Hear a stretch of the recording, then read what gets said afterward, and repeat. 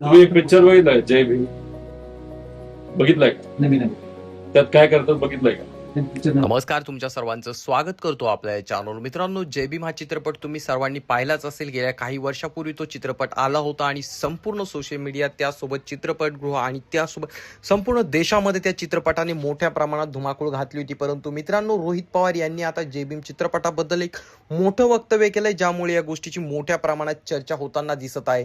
तर नेमकं रोहित पवार काय म्हणालेत आपण पाहणार आहोत. परंतु तत्पूर्वी तुम्हाला सर्वांना विनंती असेल, आपल्या चॅनलवरती जर तुम्ही नवीन असाल तर चॅनलला नक्कीच सबस्क्राईब करा. तर मित्रांनो, त्या व्हिडिओमध्ये रोहित पवार एका पोलीस स्टेशनमध्ये बसलेले असतात आणि त्या पोलिसाला थेट प्रश्न विचारतात, अरे तू जय भीम चित्रपट पाहिलाय का?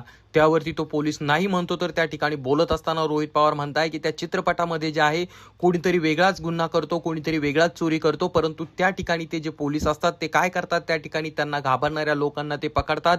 मग ते दलित, आदिवासी असतात किंवा एससी समाजाचे ते लोक असतात, बौद्ध समाजाचे ते लोक असतात, त्यांना ते पकडतात आणि त्यानंतर त्यांना ते आतमध्ये टाकतात.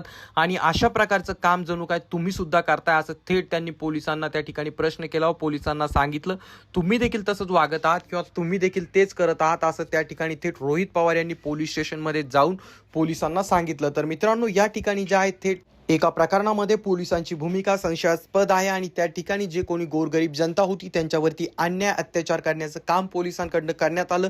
आणि ही गोष्ट जेव्हा रोहित पवार यांच्या लक्षात आली तेव्हा ते त्या ठिकाणी गेले आणि त्यांनी थेट पोलिसांना प्रश्न विचारला की तुम्ही जय भीम चित्रपट पाहिलाय का? तर मित्रांनो, जय भीम चित्रपटाची पार्श्वभूमी अशी आहे की त्या चित्रपटामध्ये जे आहे काही पोलीस असतात आणि ते काय करत असतात, तिथं आसपास राहणारे आदिवासी लोक असतात, दलित लोक असतात, एसी समाजाचे जे लोक असतात त्यांना पकडतात आणि त्यांना त्या ठिकाणी जेलमध्ये टाकत असतात आणि गुन्हे दुसऱ्या कोणीतरी केलेले असतात आणि त्यांना ज्या फुकट जेलमध्ये टाकत असतात, बेगुन्हा लोकांना जेलमध्ये टाकत असतात. जर तुम्ही हा चित्रपट पाहिला नसेल तर जिंदगीत एकदा तरी हा चित्रपट नक्कीच पाहायला पाहिजे. मग आपल्याला समजतं की डॉक्टर बाबासाहेब आंबेडकरांनी आपल्यासाठी काय करून ठेवलंय आणि भारतीय संविधानाची ताकद किती आहे. कितीही मोठा पोलीस अधिकारी असला तरी त्याला सर्वसामान्य व्यक्ती पुढे झुकावंच लागतं.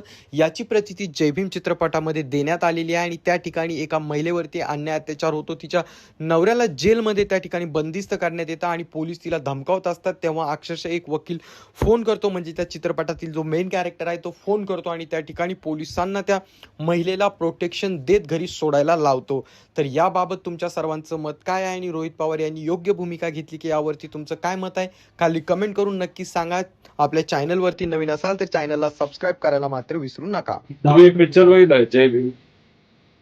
बघितलाय का? नाही त्यात काय करतात बघितलंय का? चोरी दुसरं कोणतरीच करत असतं, मर्डर दुसरं कोणतरीच करत असतं आणि कोणावर खापर फोडलं जातं, कोणाला जेलमध्ये टाकलं जातं खोट्या गुन्ह्यामध्ये. आदिवासी समाजाच्या इतर सामान्य व्यक्तीने ते एससी समाजाचे जे कोणी लोक असतात जे पोलिसांना घाबरतात, अशा लोकांना आत टाकलं जातं. तुम्ही हेच गोष्ट इथं केली असेल तर हे कितपत योग्य आहे? किती वेळ लागेल त्यांना यावर? तुमच्या बोलून काहीच फायदा नाही. मी काय झालं तरी म्हणताना मला माहिती. तपास कागद त्यांच्याकडे आहे. सांगण्याच्या ओघामध्ये काय